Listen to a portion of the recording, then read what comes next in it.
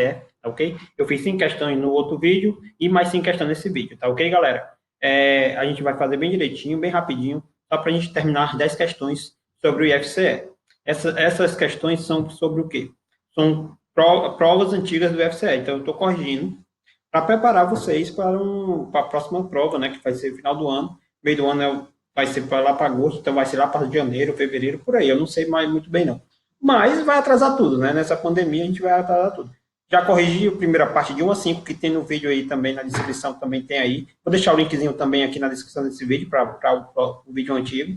O TD também vai estar aqui, viu? Na descrição do vídeo, não se preocupe. Então você consegue, todas as 10 questões, você consegue assistir normal no YouTube. Vou deixar bem liberado para vocês, não se preocupe, estou aqui para ajudar, não quero ganhar nada. É só para ajudar mesmo, para quem precisa realmente do IFCE, quem precisa ter uma questão, que é uma coisa, então a gente vai falar sobre isso, sobre geografia. Beleza, galera? Então, eu peguei as 2 questões de 2016 e 2017 e estou corrigindo. Estou corrigindo 5 questões agora, no vídeo passado, e agora 5 questões nesse vídeo. O TD já tem as 10 questões, não se preocupe. Beleza? E para a galera do Bárbara de Alencar, já não se preocupe, beleza? Vamos lá. Vamos começar, né? Vamos lá. Sexta, né? Que a gente estava... A continuação. Vamos lá. Com o fim do mundo bipolar, da Guerra Fria, a tendência era que a ordem internacional fosse multipolar, por conta do surgimento de novas grandes potências capitalistas e do cenário com a formação da União Europeia, em 1991, que foi a formação da União Europeia. Teve início no fim da Segunda Guerra Mundial. No entanto, a tese unipolaridade se fortaleceu na década de 90 e no início dos anos 2000, né, com a doutrina Bush. Esse tema é correto afirmar que. Então, o que ele está falando? Ele está falando do fim da União Soviética, né? Então, em 1989 até 1990, teve o fim da União Soviética. E era o que o mundo era antes? Era o que? Bipolar, né? Que era o capitalismo e o socialismo. O capitalismo dos Estados Unidos, o socialismo, a União Soviética. Só que o fim da União Soviética fez o crescimento. Só que é o seguinte, a Europa ainda estava engatinhando, né? Ele estava mais preocupado socialmente, cuidar das pessoas, claro, evidentemente. Nós tivemos 2 guerras no meio do século, né, do século passado, então, no início e no meio, então, 2 guerras que arrasaram a população, então, a doutrina, a política toda era voltada para melhoria da população. Claro, evidentemente, né, que você tem que ter uma melhoria da população, para depois você ter um crescimento real dos países, economicamente, embora tenha né, que aquela uma coisa de vida, não sei o que, você vive melhor, né, você vive melhor nessas coisas, mas a gente tem esse nível um pouquinho melhor, né? Então, a pessoa, enquanto os Estados Unidos mandavam no mundo, a Europa tentava fazer o seu social democrático, né? Cuidar da sociedade, né? Então, vamos lá. Isso aí em 1990 até 2000, viu? Depois de 2000, nós começamos a ter um processo da Alemanha crescimento, da Rússia, que voltou um pouquinho mais militarmente do que economicamente, claro. Inglaterra, gateando, França, então começou a ter esses países multipolar, a partir de 2000. Mas antes disso, até o início dos anos 2000, era quem? Só os Estados Unidos. Então não era multipolar, era unipolar, né? Só quem mandava no mundo era os Estados Unidos, né? Então vamos ver só para a gente ter uma ideia. Com o passado, aí vamos lá, a letra A. Com o passar do tempo, nenhuma das potências capitalistas teve força de desafiar a hegemonia dos Estados Unidos e criar um verdadeiro multipolar. Haja visto incontestável poder econômico, tecnológico e geopolítico nas potências norte-americanas. Galera, a resposta é letra A, beleza? Só que o seguinte, vamos lá aqui, vamos correr.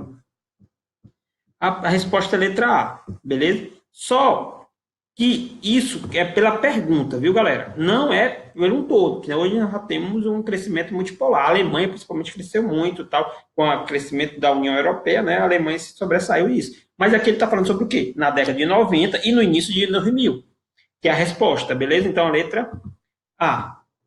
Primeira questão, letra A. Vou marcar aqui com aqui, isso ficou feio. Com um xizinho aqui. Então, primeira questão, letra A. Mas vamos fazer as outras, né? Só para a gente ter a noção. B. No Japão, com o fim da Segunda Guerra Mundial e da Guerra Fria, despontou com a grande potência sem limitação geopolítica. Galera, olha como é a complicação. Sem limitação geopolítica. Tinha limitação geopolítica para os Estados Unidos, tinha uma combinação muito grande com ele. Então, ele desempatou com a grande potência. Sim, nos anos 90, o Japão era todo tecnológico, mais tecnológico do mundo. Só que ele tinha uma limitação geopolítica. Por quê? Porque ele é uma ilha.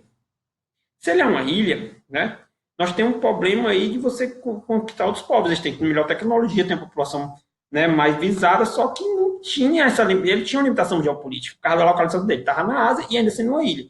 É o pior de tudo, né? Ele está num canto onde tem o ciclo de fogo, né? Onde tem terremoto, aquela coisa toda, e também atrapalha também, né? Como a geografia, olha como é interessante como a geografia atrapalha a política, né? Por isso se chama de geopolítica, né? Aí vamos lá, desde o meado de 1990, vive um alavancamento econômico, de uma forma dos seus padrões de desenvolvimento e caráter geopolítico. São vislumbramente por uma curva sempre ascendente. Mentira, galera. Ele teve nos anos 90 um crescimento muito grande. Quando foi a partir de 2002, 2003, ele teve uma quebra. Por quê? 2005 principalmente. Por quê? Porque a China tomou de conta disso. A produção não ia ser mais japonesa, a produção ia ser chinesa, pela mão de obra barata. E com isso, o crescimento econômico do Japão diminuiu, graças à China. Olha como é interessante. Né? Ascensão e queda, né? Um ascende, outra decresce. É normal. Só que o desenvolvimentista, ele continua a tecnologia dela, só que ela não mais fabrica mais no Japão, ela fabrica na China. Aí teve problema de desemprego, como acontece aqui no Brasil, né? Aquela coisa toda, só que no país rico, a pessoa está acostumada a ganhar bem. Então, quebra, né? Só para ter ideia, nós temos muita gente idosa morando na rua no Japão. Ah, tal, é bonito, tal, o Japão mas as pessoas já estão naquela política zona que tinha, né, e também o Japão não é tão grande, né, a população é enorme, e pode ver que lá as casas são minúsculas, aquela coisa toda. Então, teve esse problema medonho, que teve muito desemprego a partir de 2005, então ela não teve um ascendente, né, um crescimento ascendente, não, teve o crescimento dos anos 90, graças ao toyotismo, né, que eu já expliquei para vocês o que é toyotismo antes, mas aí nós tivemos um decrescimento graças às políticas da China, principalmente, né, da mão de obra barata, que a galera começou a ir para lá. Até as empresas japonesas foram para lá. Então, como é complicado. Então, letra B, falsa. C. Na Rússia, herdeiro de um poderoso arsenal nuclear soviético, vem desde o fim da Guerra Fria, despontando com sua potência limitações geopolíticas e econômicas. Beleza, é um poderio arsenal soviético. Vem desde a Guerra Fria, desapontando a potência, sem limite, galera. Sem limitações, não com limitações, galera. Por quê? Porque ela perdeu, ela virou capitalista. Então, ela tem uma limitação por causa da nova política dela, a partir só dos anos 90 do capitalismo. Enquanto Estados Unidos, Alemanha, França, tem desde o capitalismo desde o início, a Rússia começou agora a ser capitalista, então ele tem uma limitação geopolítica e econômica muito grande. Não é à toa que ele é um país emergente, né, que está crescendo ainda. Ele é um país... A Rússia é um país de primeiro mundo, só que ele é um país emergente economicamente. Só que primeiro mundo por quê? Porque todo mundo tem medo dele por causa do quê? Do arsenal nuclear. É isso que é o problema da União Soviética. Todo mundo tem medo da Rússia por causa disso. Mas ele tem uma limitação econômica muito grande e geopolítica também. Porque poucos países apoiam ele, aquela coisa toda, né? E já a gente vai falar sobre o BRICS, que entra também a Rússia. Ele tenta fazer um crescimento, né, junto com o Brasil, junto com a Rússia, junto com a China, a Índia, né, a África do Sul depois. Ele começa a ter um crescimento, né, mas sempre com uma certa limitação, claro, evidentemente. Então, a C está falsa. D. A Alemanha, com o fim da Guerra Fria, se fortaleceu por meio de uma reunificação e não apresentou qualquer dependência norte-americana, seja dela econômica e geopolítica. Galera, ela dependeu. Por que ela dependeu? Porque quando acabou a Segunda Guerra Mundial, a Alemanha foi dividida em 4. Não em 2, galera. Foi em 4. Bota bem na cabeça disso, galera. Professor, mas foi capitalismo socialismo de 2. Beleza. Só que ela dividia a Alemanha por todo. Berlim não. Berlim foi 2 lados. Beleza. Só que a Alemanha toda foi em 4. Dividia em 4. Os 4 ganhadores da Segunda Guerra Mundial. Quem foi os 4 ganhadores? A Alemanha. Olha, a Alemanha perdeu. França, Inglaterra, Reino Unido, Estados Unidos e União Soviética. A União Soviética ficou com a metade da Alemanha. E as outras metades ficou dividida em 3 países. E claro que um poder mais... Qual foi o país que venceu na Segunda Guerra Mundial? Os Estados Unidos, que foi mais forte. Então, por isso que ele dependeu realmente também da política militar norte-americana, né? Então, ele deu uma dependência, né? Apresentou qualquer dependência, né? Não apresentou uma certa dependência. Embora hoje não dependa mais. Né? A Alemanha hoje continua tudo, mas na época de 90 dependeu, viu? Então a gente tem que perguntar a questão está falando dos anos 90 e no início do século, no início dos anos 2000. Olha como é interessante. Hoje estava correto, hoje ele chegava, mas não chegou na época, né, da Guerra Fria. A China, depois da Guerra Fria e de fixação hegemônica capitalista, apareceu com grande potência econômica, refletido na ausência de problemas geopolíticos, militares e populacionais e sociais. Galera, isso não foi depois da Guerra Fria, foi depois dos anos 2000. Lá ele está falando dos anos 2000, né? Então, só a China só conseguiu crescer depois. Só que ela não cresceu, ela tem um problema populacional e social muito grande. Mesmo assim, por quê? Porque ela tem 1,5 bilhão de pessoas. 1,3 bilhão é muita gente. Então, ele tem um problema social e populacional muito grande. Então, a audiência também não a elimina, né? Então, a sexta questão foi a letra A. Vamos para a sétima. Sobre o BRICS, que a gente estava discutindo aqui. Quem é o BRICS, né? É incorreta, eu quero a incorreta, beleza? BRICS. Vamos lá. É uma junção entre Brasil, B, Brasil, R, Rússia, I, Índia, C, China e S de Sul-África, né? Que é África do Sul, beleza? Então, o BRICS, né? Eu quero saber o errado sobre o BRICS, beleza? A sexta cúpula do BRICS, né? Dos líderes do BRICS, realizada em 2014 no Brasil, principalmente foi no Ceará. Quem fez isso aí foi realizado no Brasil, não, foi no Ceará. Foi no Brasil, claro, mas foi feito aqui no Ceará. Foi assinado um acordo de criação do novo Banco de Desenvolvimento, o NBD, e começou a funcionar em 2015, correto? Correto. Nós tivemos esse congresso em 2014 e nesse novo banco. A sede desse banco ia ser em Fortaleza. Aí, claro que teve aquele problema da Dilma sair, né? O BRICS começou a ser desmantelado, evidentemente, principalmente pelo Brasil, né? O Brasil fez muita questão de acabar com o BRICS quando a Dilma saiu, né? Claro, evidentemente, com apoio do Temer, com apoio dos Estados Unidos, né? Porque era um concorrente muito forte, né? Para vocês terem ideia, o BRICS, o Banco de Desenvolvimento do BRICS é um concorrente muito forte do FMI, né? Então você sabe como é bem, né? Pai, o que, é que a gente faz? A gente não consegue, mas a gente destrói. Aí primeiro tira Dilma, né? É uma questão, galera, Dilma, galera, foi não.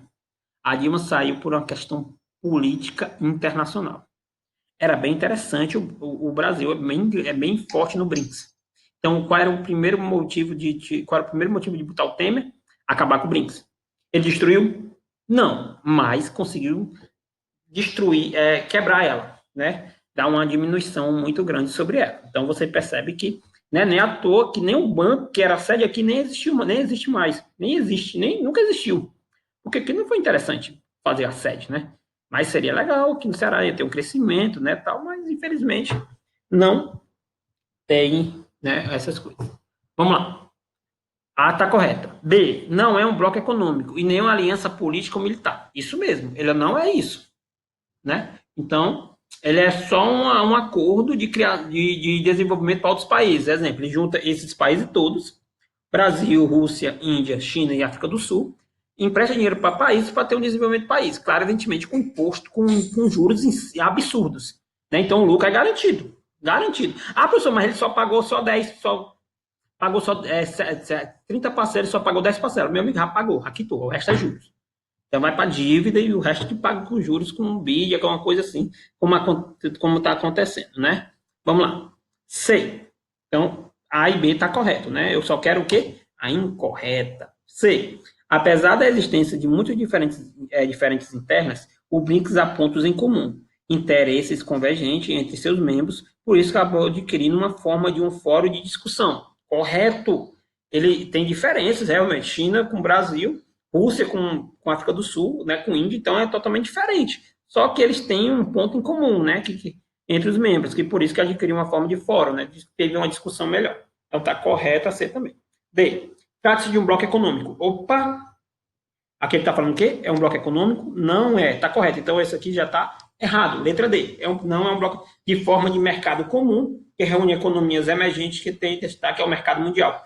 Mentira, galera, não existe não existe um bloco econômico. Como é um bloco econômico? É mútuo, né? Você ajuda muito. Exemplo, você comprou no Brasil, o Mercosul, né? Que é o Brasil, a Argentina, tal. As mercadorias do Brasil vai para a Argentina, as mercadorias da Argentina vêm para o Brasil, sem muito imposto, com uma diferença de imposto muito grande do que vem dos Estados Unidos. Então, isso aí é um bloco econômico. Já o Brasil, não, isso aí não. Isso aí é só os membros, um fórum de discussão sobre um banco de desenvolvimento para emprestar outros países, que é bem interessante, dá mais dinheiro aí. Beleza? Então, a questão da letra D, que é a incorreta, né? Aí vamos lá para a última, a sigla BRINC, né? Sem o S, assim, África do Sul, foi criada em 2001 com Jim Ross e seus colaboradores do banco Golden Share. Em 2011, o S foi acrescentado à sigla quando o convite foi feito para a África do Sul integrar o grupo. Correto, a África do Sul entrou em 2011 desse grupo. Por quê? Porque precisava de alguém da África do Sul para você começar a emprestar dinheiro também para a África do Sul e ganhar dinheiro. Aí você bota uma pessoa do continente africano, onde as pessoas precisam mais de dinheiro. A China fez muito isso, galera. A China ganha muito dinheiro na África, mas ela não está pensando no dinheiro que ela está dando, ela está pensando nos recursos naturais que tem lá na África. Olha como é interessante. A Europa e os Estados Unidos chegaram lá e tomavam sem dó e piedade para a população, deixavam a população recarente. O que a China fez? Começou a emprestar dinheiro, o Brasil começou a emprestar dinheiro. E aí começa a emprestar dinheiro, eu estou emprestando dinheiro para você ter um crescimento do seu país, ter um saneamento básico, ter uma água, ter uma luz, tudo isso, mas em compensação você me vende os produtos naturais, as coisas naturais. Minério, ouro, bauxita, olha a loucura. Olha como o pensamento bem longe. Porque não é pensamento só de emprestar dinheiro, ganha dinheiro também no empréstimo. Só que ela ganha mais dinheiro ainda porque ela vai começar a ter um imposto menor desses recursos naturais que tem na África. Né? Olha como é interessante. O Brasil vender para a Venezuela, não sei o quê. Beleza, meu amigo, ótimo. O Brasil está ganhando dinheiro na Venezuela. Está ganhando muito de ganhar dinheiro. Todo ano tem lá o dinheirozinho na Venezuela. E o pior de tudo, ainda tinha o petróleo, né? Na negociação. Tinha o que até o Fernando Henrique Cardoso fez, né? Interessante, o Fernando Henrique Cardoso, que é o presidente dos anos 90, ele fez um acordo lá de uma hidrelétrica que tem na Venezuela para chegar no Brasil. Olha como é interessante. Então vocês percebem que o negócio não é só, porque comunista é meu amigo, que vale ganhar dinheiro. Capitalismo puro, isso aí, galera. O Brinks é o capitalismo mais puro que tem. Porque estou aqui para emprestar dinheiro e ganhar mais dinheiro em cima de vocês. Olha como é interessante. Aí fala, não sei o que é socialista, não sei o que. Meu amigo, que importa vocês serem socialistas. Né? Seria até legal se fosse socialista, na minha opinião, porque todo mundo ia ter oportunidade de alguma coisa. Mas as pessoas começaram a botar o socialismo e o comunismo como chamam de quê, galera? Eles tô esculhambando a pessoa. Você é socialista. Tá discutindo uma coisa que não tem nada a ver. A gente pode discutir isso depois com algumas coisas interessantes, beleza? Oitava questão. Vamos lá, acabou. Agora vamos falar do bloco econômico. Oitava questão. Brasil, México, Argentina são as maiores e mais industrializadas e diversificadas econômicas da América Latina. Sobre as nações de análise, as propostas a seguir. Vamos lá. Tornou-se independente no início do século XIX e no fim desse século, iniciando o processo de industrialização? Tornou-se independente? Sim, galera, se tornou independente agora, nesse período. Né? Então, no fim desse século. Não, então, vamos lá. No início do século XIX, aí no fim desse século, iniciaram o seu processo de industrialização? Desse século XIX? Sim. Então, a gente tem o quê? Verdadeiro. Né? Porque ele começou, que foi o seguinte, início foi a Argentina, no meio Brasil e no final foi o México. Então, foi no século XIX, todo o processo de independência desses três, do Brasil, México e Argentina. Beleza? Crise de 29, vamos lá, 2. Com a crise de 29, a depressão econômica decorrente passaram a importar menos, o que levou a ter uma exportação drasticamente reduzida? Sim. Exemplo, Brasil, o que é que ele exportava o Brasil antes da Segunda Guerra, antes da crise de 29? O que é que ele... Café. O Brasil começou a diminuir drasticamente o café? Claro, evidentemente. Teve a Primeira Guerra Mundial, já diminuiu o café para a Europa. Né? Os Estados Unidos acaba com exportação também nos Estados Unidos. Então, começa a ter uma redução dramática, né? Principalmente no Brasil, né? Que é bem interessante. Vamos lá. 2, verdadeiro. 3, um agente importante de sua industrialização foi o Estado, que investiu em indústrias e bens intermediários e infraestrutura. Verdadeiro. Vamos dar exemplo do Brasil de novo. O que foi que o Brasil fez? Ele começou a fazer a Petrobras. Petrobras é o quê? Uma empresa estadual, é uma empresa do Estado, né? Uma empresa federal, desculpa. Então, se não fosse isso, o Brasil ainda tinha engateando. O que é que ele fez? Fez siderúrgicas, fez petróleo, né? Tudo que o governo teve que fazer. Porque senão ninguém investia. Então, o que é que ele teve que investir? Em bens intermediários e infraestrutura. para depois ter infraestrutura, para depois esse país os outros indústrias chegarem. Então, indústria de base no Brasil, principalmente, foi graças ao governo. Se não fosse o governo, a gente estava engateando na industrialização. Então, é bem importante. Ah, porque querem vender sim. A Embraer, né? Tecnologia, vamos lá. A Embraer, que é uma empresa brasileira, né? Que foi vendida agora para a Boeing, né? A tecnologia brasileira, com recursos do Estado, uma tecnologia, as pessoas que trabalham lá trabalham nas universidades públicas. Olha aí, tudo no Brasil. Quem fez? Vai investir em uma empresa grande? Não, quem investiu foi o Estado. E agora foi vendido, né? Mas aí agora está nessa confusão desse problema também da pandemia, não sei o quê. Aí a Boeing já não quer mais comprar, claro, evidentemente que ela não quer mais comprar, porque ela já pegou toda a tecnologia, já viu como é que era. Agora eu faço sozinho, não preciso mais comprar ela. E aí eu destruo a Embraer e disputo com ela. Então olha como é louco, né? A Boeing, uma empresa multinacional, querendo destruir a Embraer porque está perdendo um concorrente. Por quê? Porque a Boeing, ele fazia avião para mais de 150 pessoas a 200, beleza? Já a Embraer, ele faz avião médio porte para 90, 100 pessoas. Então é um mercado diferenciado. Por quê? Porque qual que é o que você vai fazer? Você vai comprar um avião usado. Olha como é a loucura. Algumas empresas africanas, exemplo, que só pega um avião resto, empresas asiáticas, o que eles faziam? Eles compravam aviões antigos da Boeing, dessas coisas, das outras empresas europeias e norte-americanas, para chegar nas empresas menores que tem da África e da Ásia. Só que a Embraer fez um avião barato, com menos pessoas, claro, evidentemente, com 90, que é ideal para essas empresas. Então, o mesmo valor que se ela comprar um novo, ela comprar da Boeing. Só um exemplo da Boeing, que eu dou o exemplo da Boeing, mas tem outras empresas.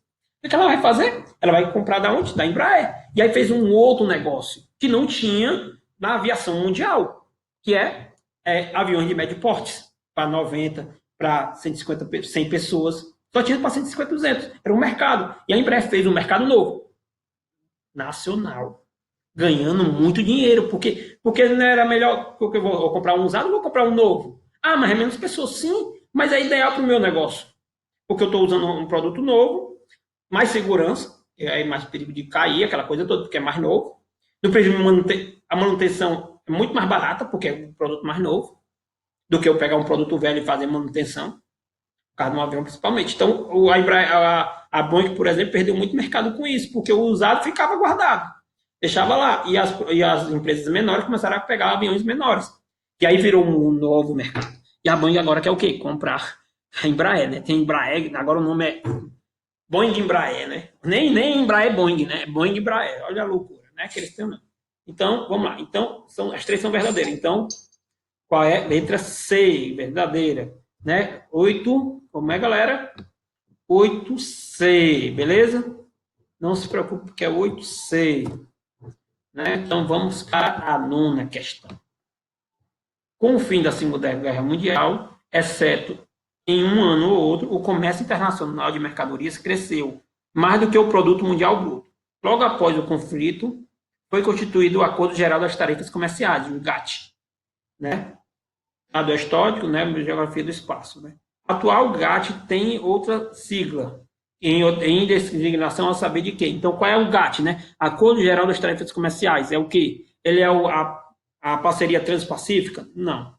É o Fundo Monetário Internacional? Não. O Fundo Monetário Internacional é um banco que empresta dinheiro aos países. Já não conta. Que é um acordo. OTAN, Organização do Tratado do Atlântico Norte? Não. Isso aqui é o OTAN é um bloco econômico entre Estados Unidos, Canadá e México. SAAD, Comunidade de Desenvolvimento da África Austral, também é um bloco econômico da África. OMS, Organização Mundial do Comércio. Está falando sobre comércio? Comércio, OMS. Letra E. Beleza? Então, nona questão, letra E. E a última, vamos terminar, sobre Fordismo. Muito massa, né? Então, vamos ver, finalizarzinho aqui. Ó. Vamos lá. A organização da produção industrial é pautada em modelos de trabalho, cada um com características de organização diferenciadas. No entanto, visando o mesmo objetivo, maximização dos lucros. Pode-se elencar com os modelos de produção Taylorismo, o Fordismo e o modelo Fordismo keynesiano. E o Toyotismo. Sobre o Toyotismo, eu quero saber sobre o Toyotismo, ó. É correto afirmar que olha como o IFCE é louco. Ele fala todos eles, só quer o Toyotismo, ele não quer os outros. Mas ele fala do Fordismo keynesiano, do Toyotismo. Ele fala dos três, dos quatro, mas ele só quer um, do Toyotismo. Olha como confunde, né? Porque você lê rápido, fala o Taylorismo, você vai procurar sobre o Taylorismo. Não, falar sobre Toyotismo. Aí vamos lá. Também conhecido como produção flexível, surge com resposta à crise do modelo de produção fordista. Olha, também conhecido como produção flexível, surge como resposta à crise do modelo fordista. Então, é depois do Fordismo. Se é depois do Fordismo, vem o quê? Toyotismo. Quantas empresas passaram a introduzir máquinas e equipamentos tecnologicamente mais avançados, com robôs e novos métodos de organização e produção? Então, letra A, né? Então, a 10ª questão é letra A. Né? Mas vamos fazer as outras, né? Que aí é bom que a gente sabe de onde é que é. Vamos lá. B. Trata-se de um modelo pensado no sentido de controlar os tempos do movimento dos trabalhadores e fracionar as etapas de processo de produção, de forma que cada operário desenvolve tarefas ultra especializadas de repetitivas, objetivo maior lucratividade de fábricas. Isso é o quê? Fordismo. Então, né? Então, o B é Fordismo. Né? A resposta 10 já é A. Aí, C. Trata-se de um modelo de racionamento de produção e desenvolvimento de 1930, do Henry Ford. Henry Ford falando o quê? Introduziu esteira rolante na linha de montagem. É o quê? C. Fordismo também, né? Fordismo keynesiano e aqui é o Fordismo. D. Associa-se ao estado do bem-estar, uma vez criou a condição de crescimento contínuo na economia capitalista no pós-Segunda Guerra Mundial, principalmente nos países desenvolvidos. Né? Associação ao bem-estar social, né? Que aí você entra no Fordismo keynesiano. Né? Então, você tem um bem-estar social. E letra E, trata-se de um arranjo político e econômico baseado nas empresas privadas a livre iniciativas, com forte participação do Estado na concessão dos benefícios sociais. Também né, entra também o Fordismo também. Né? Que aí você é livre de iniciativa e o Estado vai só nos bens sociais. Né? Então, galera, foi legal. A gente vai só finalizar aqui, só saber quais as questões. Eu fiz as 6, né? Então, a 6 é A, a 7 é D, a 8 é C, a 9 é e a 10ª, letra A. Tá ok, galera? Foi muito bom. Depois eu vou fazer mais questões, não se preocupe de FCE, vou botar aqui no nosso YouTube, não se preocupe, não estou aqui para ganhar dinheiro, estou aqui só para ajudar vocês. Quem quiser usar, vou deixar bem livre para todo mundo, não se preocupe, vai ser massa.